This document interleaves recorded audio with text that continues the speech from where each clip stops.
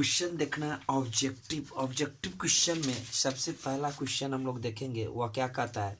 सदिश 3i cap plus 4k cap का y अक्ष पर प्रक्षेप होगा, अर्थात इसको इंग्लिश में क्वेश्चन पढ़ा जाता है। क्या कहता है, the vector projection of vector 3i cap plus 4k cap on y axis. यानी एक सदिश है, जिस सदिश का जो मान है वह 3i cap plus 4k cap का y एक्सिस पर प्रोजेक्शन पूछ रहा है।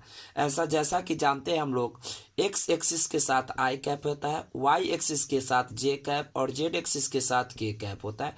तो यहाँ पर अगर जे x का परसेप्शन पूछता तो x का मान कितना था 3, जेड का पूछता था जेड का के कैप के साथ तो वो भी 4 आ जाता, लेकिन वाई इसमें है ही नहीं, तो वाई का प्रोजेक्शन कितना आना चाहिए तो 0। इसलिए क्वेश्चन पढ़ेंगे तो क्या कहता है, the vector projection of a vector 3i cap plus 4k cap on y axis 5 4 3 0, तो कौन सा हो जाएगा डी, इसका ऑप्शन हो जाएगा। क्वेश्चन नेक्स्ट देखते थे क्या कहता है। नेक्स्ट क्वेश्चन में द पोजीशन ऑफ पार्टिकल्स यानी कण का जो पोजीशन है, स्थान है, in rectangular coordinate system is, एक निर्देशांक दिया हुआ, कितना दिया हुआ है 3,2,5 then its position vector will be. अगर निर्देशांक दिया तो हम लोग जानते हैं यह एक्स कोऑर्डिनेट होता है, वाई कोऑर्डिनेट या जेड कोऑर्डिनेट। सो इसको वेक्टर फॉर्म में पोजीशन वेक्टर दिया हुआ है, तो इसको पोजीशन वेक्टर बनाना होगा। तो हम लिख सकते हैं वेक्टर आर बराबर, पोजीशन वेक्टर कुछ भी मान सकते हैं लेकिन हम लोग आर से यहाँ पर डिनोट करते हैं। पोजीशन वेक्टर आर बराबर क्या हो जाएगा 3i cap plus 2j cap plus 5k cap. इसी क्वेश्चन को हिंदी में भी पढ़ते तो वही बात कर रहा है। क्या कहता है, आयताकार निर्देशांक पत्नी में किसी कण का स्थिति दिया, स्थिति के मतलब स्थान दिया हुआ, निर्देशांक दिया हुआ, कितना दिया हुआ 3,2,5 है, तो इसका स्थिति सदिश पोजीशन वेक्टर तो इस तरह से हम बना सकते थे। इसलिए इसका ऑप्शन ए होगा कि बी होगा, किसी होगा तो ऑप्शन नंबर बी हो जाएगा। नेक्स्ट क्वेश्चन देखते हैं, question number third number question क्या कहता है, इफ ए पार्टिकल मूव, एक पार्टिकल है जो मूव करता है, जाता है फ्रॉम पॉइंट पी, कहाँ से कहा जाता है तो पी से, पॉइंट पी, एक पार्टिकल जो मूव करता है point P two point Q, यानी पी से क्यू तक जाता है, इट्स डिस्प्लेसमेंट वेक्टर इज। यानी यहाँ पर एक पॉइंट पी दिया हुआ है, पी का कोऑर्डिनेट जो दिया हुआ है कितना दिया हुआ है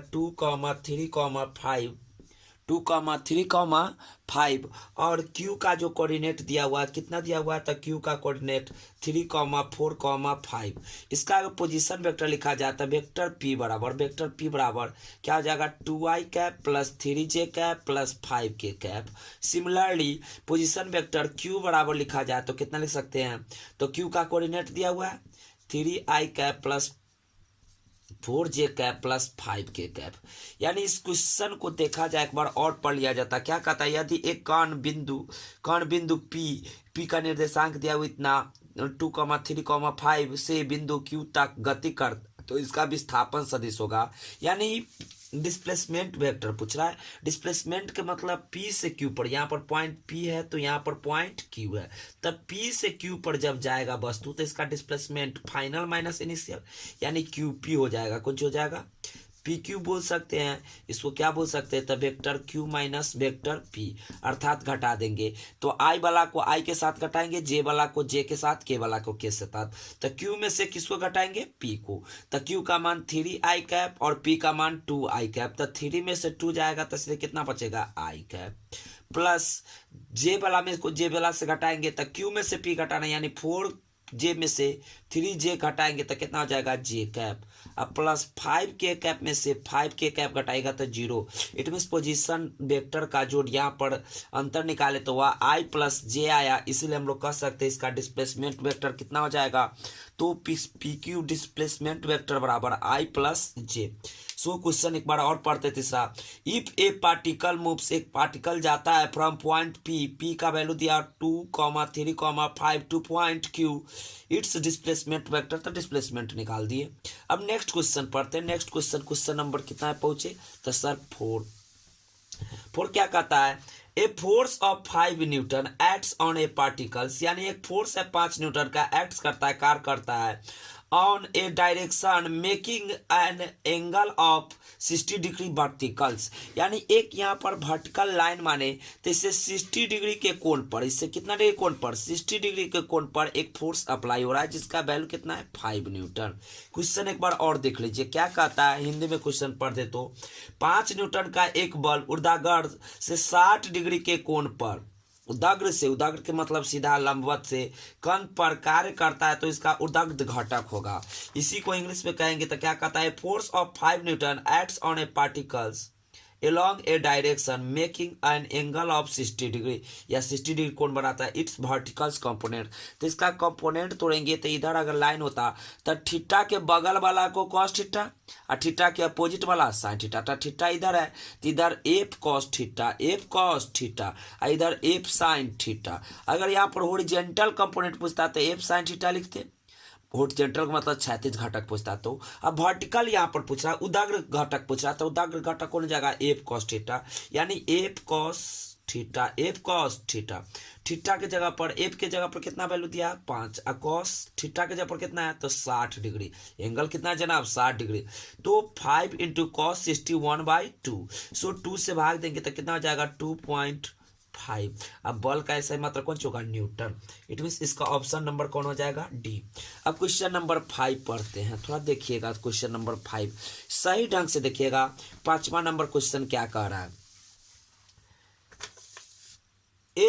इफ ए वेक्टर ए बराबर 3i cap plus 4j cap and vector b बराबर 7i cap plus 24j cap, then the vector will having the same magnitude as parallel to B to parallel to A। क्या कहता है, if A vector यानी एक vector A है और vector b इतना है, the vector having the same magnitude of b, यानी इसका मैग्नीट्यूड बी के बराबर हो and parallel to vector a, यानी ए के एक पोजीशन वेक्टर ए दिया हुआ है, वो कितना दिया हुआ है तो 3i cap plus 4j cap, और वेक्टर बी बराबर कितना दिया हुआ है जनाब तो 7i cap plus 24j cap. हमको एक वेक्टर निकालना है, the vector having the same magnitude b, एक वेक्टर निकालना है जिसका परिमाण वेक्टर बी के परिमाण के बराबर हो, अर्थात इसका परिमाण निकालना पड़ेगा। और पैरेलल टू ए यानी ए के डायरेक्शन में होते, ए के डायरेक्शन निकालने के लिए यूनिट वेक्टर ए कैप निकालेंगे। हिंदी में क्वेश्चन पढ़िएगा, यदि सदिश ए बराबर 3i cap plus 4j cap तथा वेक्टर बी बराबर 7i cap plus 24j cap, तब वह सदिश जिसका परिमाण b के बराबर हो तथा दिशा a के समानांतर हो। जब ऐसा क्वेश्चन पूछेगा जिसके समानांतर कहेगा उसको यूनिट वेक्टर पहले निकालेंगे। तो यहाँ per unit vector a cap निकालते, तो यूनिट वेक्टर a बराबर वेक्टर a बटे ए के मैग्नीट्यूड, तो वेक्टर ए का value 3i cap plus 4j cap. A का मैग्नीट्यूड अगर रफ में निकाल दे तो आप जानते हैं वेक्टर ए का इधर मॉड तो इधर रूट, बोला गया था इधर मॉड तो इधर रूट, आई वाला के स्क्वायर प्लस जे वाला के स्क्वायर, तो 3 का स्क्वायर प्लस 4 का स्क्वायर, 3 का स्क्वायर 9 अब प्लस 4 का स्क्वायर 14, यानी इसको जोड़ेंगे तो 9 और 16 25 और 25 क्या 5, यानी यूनिट वेक्टर जो आ जाएगा तो आ जाएगा यूनिट वेक्टर ए बराबर कितना तो 3i cap plus 4j cap बटे ए के मैग्नीट्यूड कितना आया 5।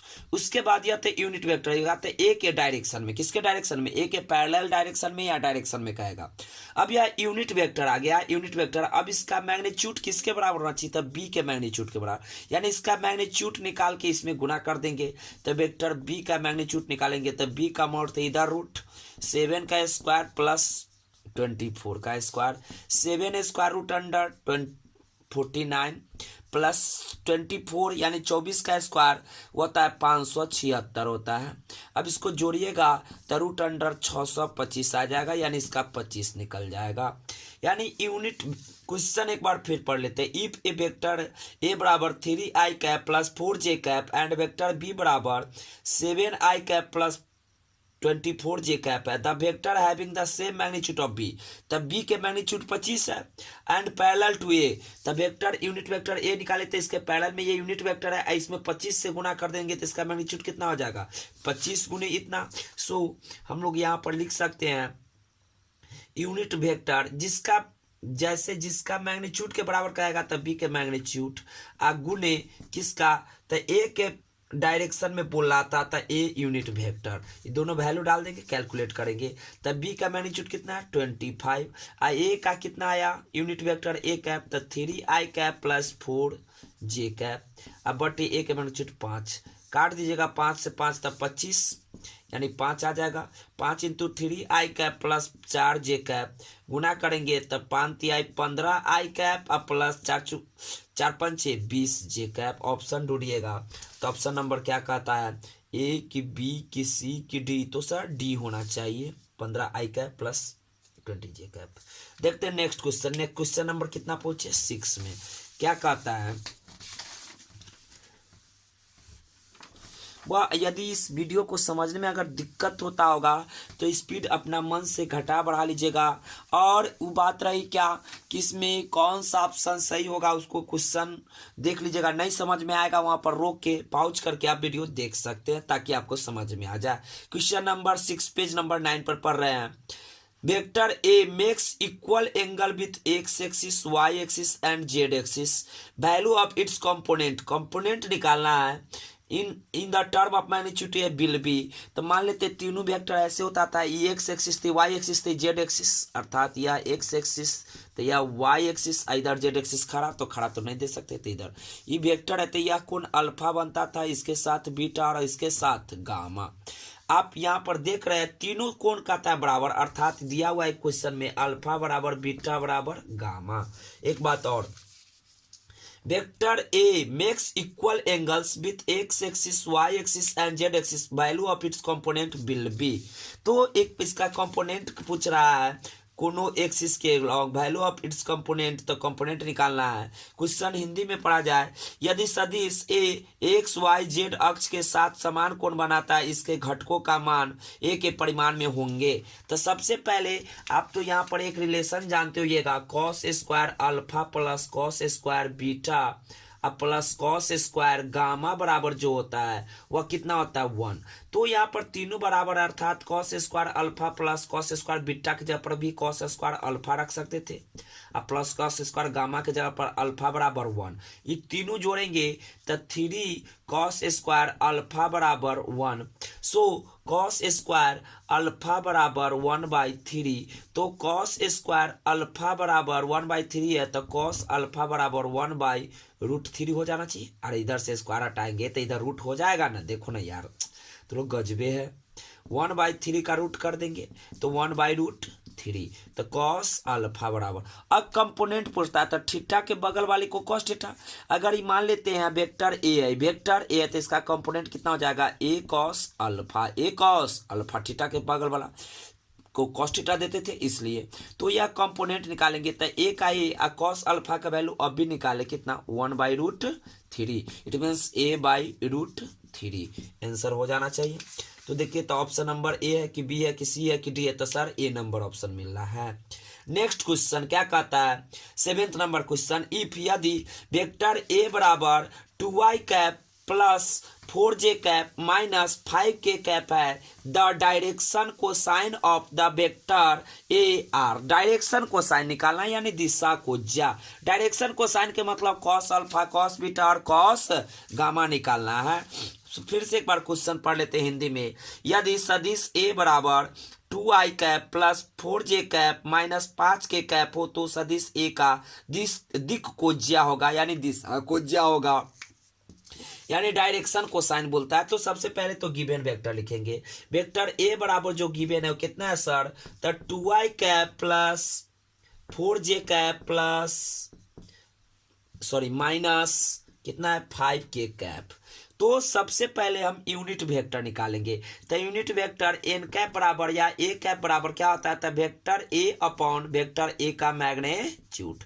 तो यहाँ पर मॉड निकालना पड़ेगा। तो वेक्टर ए दिया तो वेक्टर ए का मॉड करेंगे इधर, तो इधर रूट, और इधर मॉड तो इधर रूट, आई वाला के स्क्वायर प्लस जे वाला के स्क्वायर प्लस के वाला के स्क्वायर। तो आई का वैल्यू कितना है, तो 2 का स्क्वायर, जे वाला के स्क्वायर यानी 4 का स्क्वायर, अब प्लस के वाला के स्क्वायर माइनस 5 का square. It means root under 2 का स्क्वायर 4 प्लस 4 का स्क्वायर 16 प्लस 5 का स्क्वायर माइनस 5 का या 5 का बोलेगा तो 25, यानी 16 4 20 अब 20 अब 25 root under 45।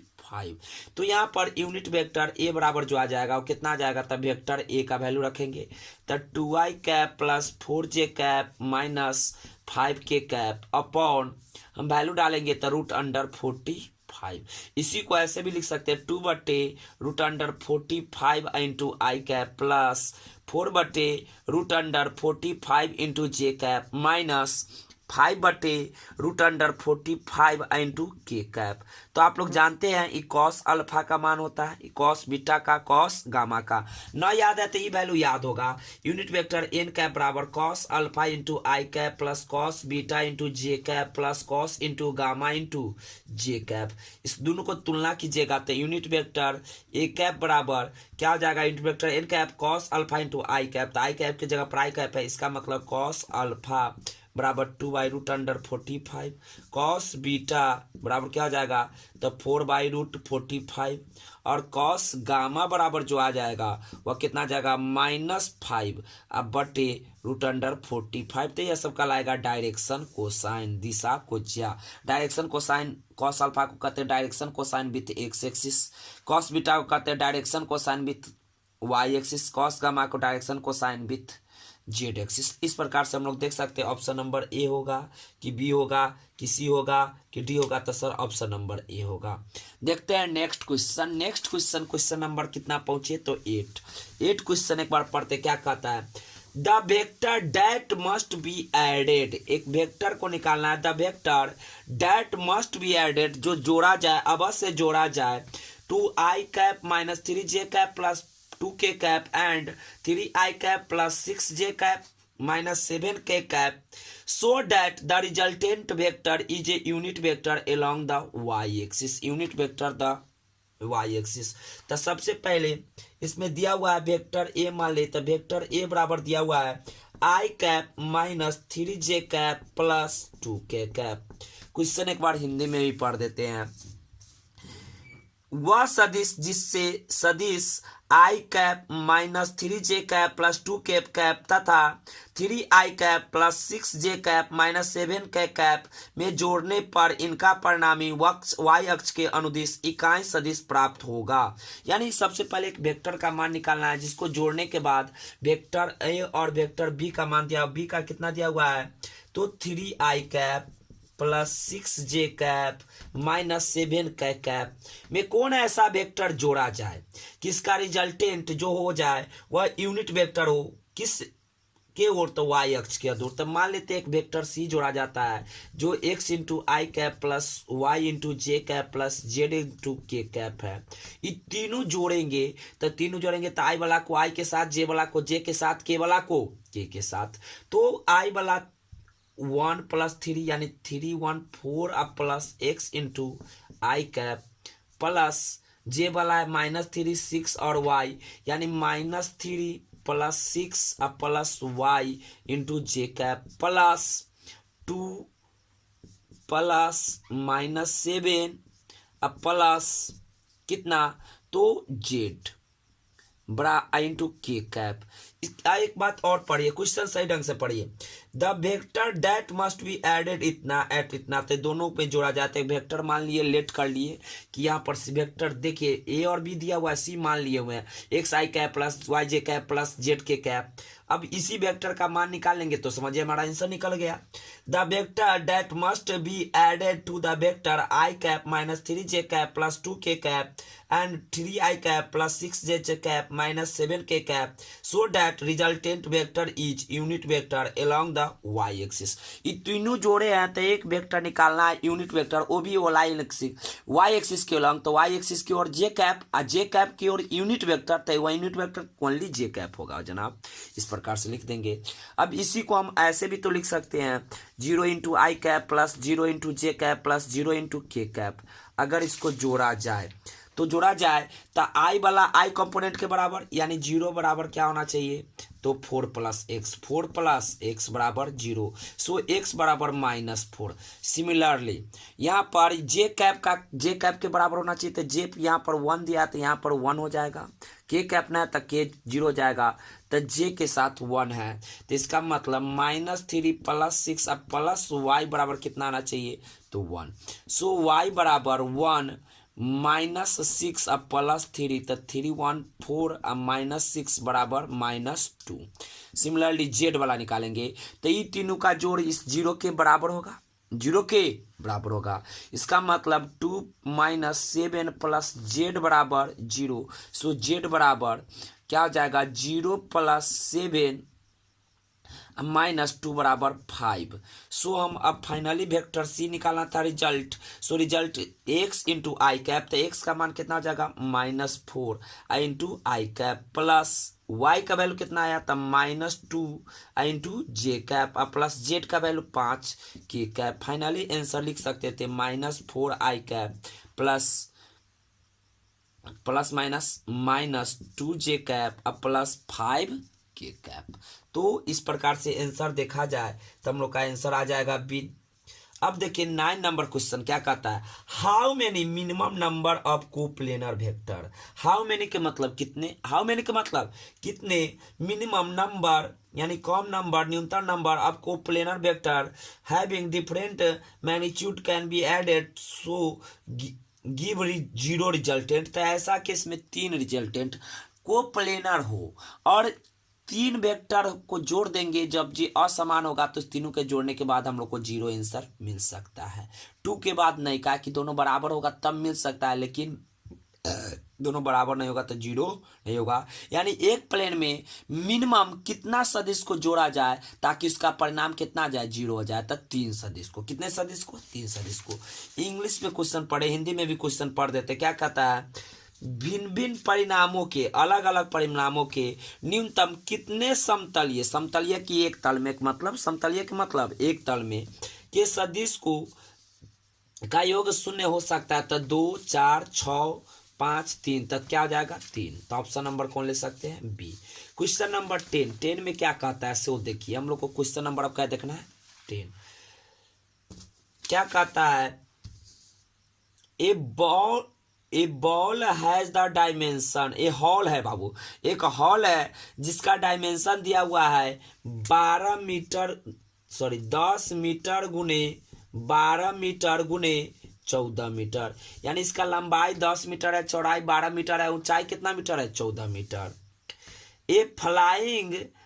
A fly starting at one corner ends up at the diagonal opposite corner, what will the magnitude of its displacement। तो इसका मैग्नीट्यूड कितना होगा। यानी एक मधुमक्खी है जो एक कोना से चलना स्टार्ट करता है, दूसरे कोना पर पहुंच जाता है, तो उस कोने के जो हो जा मक्खी का वह विस्थापन कितना होगा। एक बार फिर से पढ़िए, एक कमरे में की बीमाई 10 मीटर गुने 12 मीटर गुने 14 मीटर है। एक मक्खी एक किनारे से प्रारंभ करके विकर्णीय रूप से विपरीत किनारे पर जाती है, इसके विस्थापन का परिणाम होगा। इसका मतलब डायगोनल निकाल दीजिएगा। तो इसको अगर वेक्टर के फॉर्म में बात है, वेक्टर ए बराबर था 10 आई कैप प्लस 12 जे कैप प्लस 14 के कैप। तो इसका अगर मैग्नीट्यूड निकालते तो वेक्टर ए के मैग्नीट्यूड बराबर √10 के स्क्वायर प्लस 12 के स्क्वायर प्लस 14 का स्क्वायर।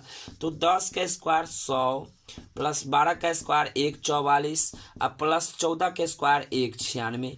जब जोड़िएगा इसको तो कितना आ जाएगा, 6 4 10 10 के 0 हाथ लगा 1, 9 1 10 10 4 14 के 4 हाथ लगा 1, उसके बाद 1 1 2 1 3 1 4। इसका जब रूट से निकालिएगा तो √441 जो होता है वह होता है 21 का स्क्वायर, इसलिए 21 आंसर हो सकता है। तो लेकिन ऑप्शन देखिए 17 मीटर 26 मीटर 36 मीटर 20 मीटर, तो कौन सा आंसर सही होना चाहिए। तो 20 अप्रॉक्स लगभग 21 के है, इसलिए हम लोग 21 मीटर ले सकते हैं। देखते हैं नेक्स्ट क्वेश्चन। चाहे इस वीडियो में इतना ही रहने देते हैं, मिलते हैं अगले वीडियो में। Have a nice day, bye. अगले पार्ट में फिर देखेंगे अगले क्वेश्चन सब।